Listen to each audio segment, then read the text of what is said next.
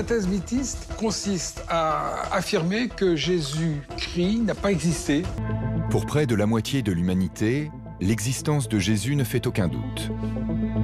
Il est au cœur du message chrétien. Son existence est également acceptée par l'islam. Il est le personnage central des 4 évangiles, officiellement reconnus par l'Église catholique, réunis dans le Nouveau Testament. Les évangiles de Marc, Matthieu, Jean et Luc. Jésus représente un paradoxe. C'est une des figures les plus connues au monde. Il a été représenté, dessiné, sculpté, peint un nombre incalculable de fois.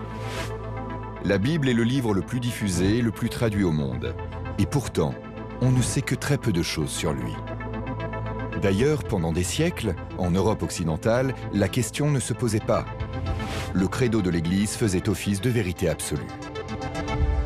Pendant longtemps, il a été dangereux de s'interroger trop sur Jésus et sur les preuves de l'existence historique de Jésus. Ça aurait été douter de lui. Et donc, dans un pays dont le christianisme est la religion qui s'impose à tous, c'est très mauvais de se poser ce genre de questions.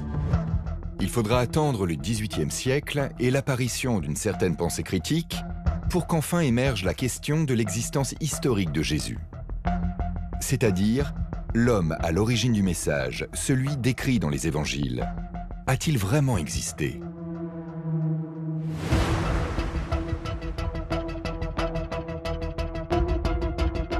Et pour les premiers défenseurs de la thèse mythiste, la réponse est non. Alors la thèse mythiste consiste à affirmer que Jésus-Christ n'a pas existé, que c'est un simple mythe. Leur argument,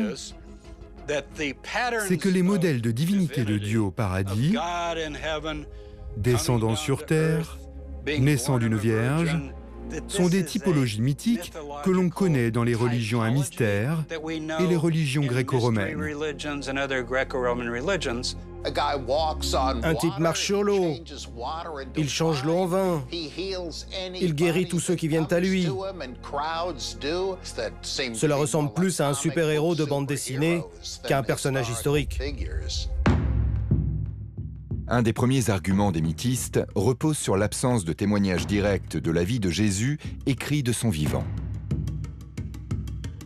Cela ne mériterait-il pas d'être mentionné par des sources contemporaines ? Avec les progrès de la recherche en histoire, complétés par l'émergence de l'archéologie au XIXe siècle, on va se rendre compte de 2 éléments. Déjà, c'est que les premières copies des évangiles dont on dispose datent du IVe siècle. Il y a 200 ans, dans le monastère Sainte-Catherine en Égypte, a été découvert par hasard l'un des plus anciens écrits chrétiens connus à ce jour, l'ancêtre de la Bible, le Codex Sinaiticus. Voici les feuilles originales du Codex Sinaiticus. Elles ont été écrites en grec au début du IVe siècle, du vivant de l'empereur Constantin. Le Codex Sinaiticus est considéré comme la plus ancienne Bible du monde. Il est de la plus haute importance pour les personnes qui étudient les Écritures.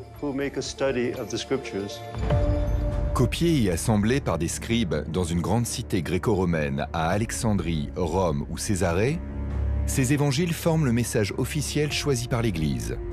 On les appelle évangiles canoniques. Il y a 4 évangiles. Malheureusement, nous n'avons pas les manuscrits écrits par les apôtres eux-mêmes. Ce qui se rapproche le plus des textes qu'ils ont écrits, c'est le Codex Sinaiticus. Et c'est là tout son sens.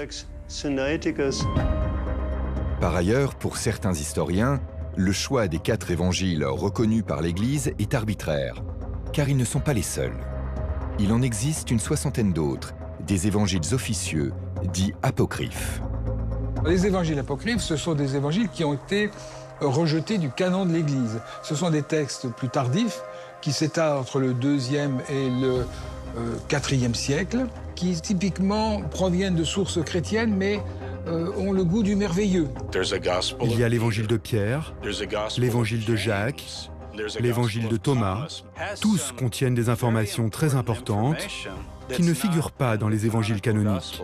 C'est passionnant de les comparer. On s'aperçoit que les textes ne sont pas d'accord entre eux et que les accords qu'il y a dans les textes, ils sont très minces.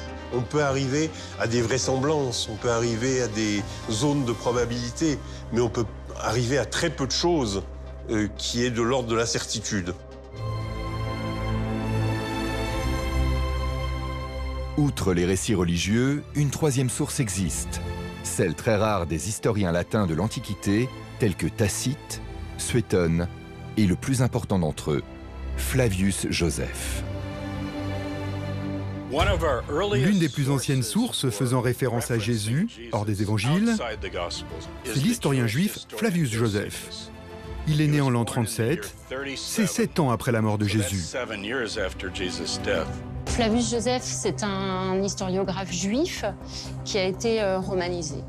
Et dans ses écrits qu'il adresse à une population romaine, il nous apprend notamment que Jésus a été mis en croix par Ponce Pilate sous le principat de Tibère. Évidemment, les historiens se retrouvent confrontés à un problème similaire à celui des copies des évangiles. Les textes de Flavius dont on dispose sont des copies faites par des chrétiens qui en auraient profité pour renforcer la dimension messianique de Jésus. La référence à Jésus semble avoir été totalement ou partiellement falsifiée. Par exemple, ça commence par « En ce temps-là apparaît un homme ». Pas de problème avec ça. Puis est ajouté « S'il est légitime de l'appeler un homme ». Eh bien ça sonne chrétien.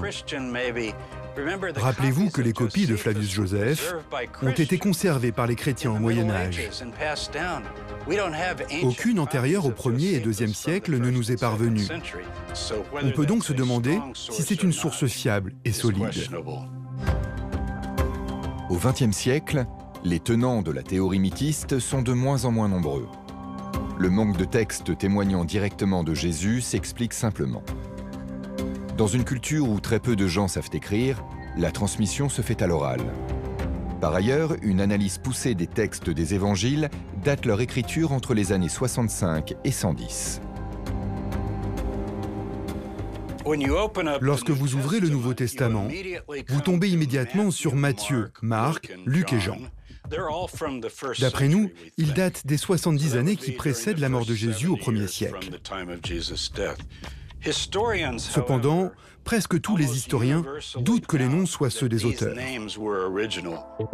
Les évangiles sont donc des recueils de récits oraux, écrits relativement tôt après la mort de Jésus. Le fait même de coucher ces récits sur le papier montre l'importance de cette nouvelle religion. Leur but est de propager la bonne parole. Ce sont des outils pour convertir à la foi chrétienne, mais en aucun cas des récits historiques ou des biographies. Et savoir à quoi ressemble la vie de Jésus est une investigation complexe. Les évangiles sont des traités théologiques. Ce sont des présentations religieuses. Ils sont presque comme des sermons. Et ils sont écrits pour vous amener à croire que Jésus est le Christ, le Fils de Dieu, qu'il est ressuscité des morts et ainsi de suite. Ils n'ont rien à voir avec les standards modernes et même l'histoire contemporaine. Il faut les prendre dans leur globalité et faire le tri. Ça, c'est le travail des historiens. Nous allons donc étudier tout ce que la science dit du Jésus historique, tout ce que nous savons de sa vie, en commençant par sa naissance.